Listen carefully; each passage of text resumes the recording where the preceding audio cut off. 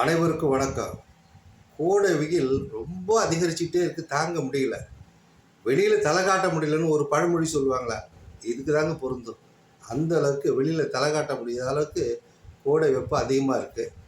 இதை நாம் சமாளிக்கணும். அப்பொழுது தான் உடலும் மனமும் நலமாக இருக்கும்.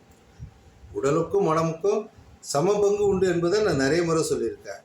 அதனால் உடல் சூட்டை நம்ம ஏற்றாமல் குளிர்ச்சியாக கொஞ்சம் வச்சுக்கிறதுக்கு நம்ம முயற்சி பண்ணிகிட்டே இருக்கணும். அதுக்கு நல்ல காய்கறி உணவுகளை நம்ம சாப்பிட்ணும்.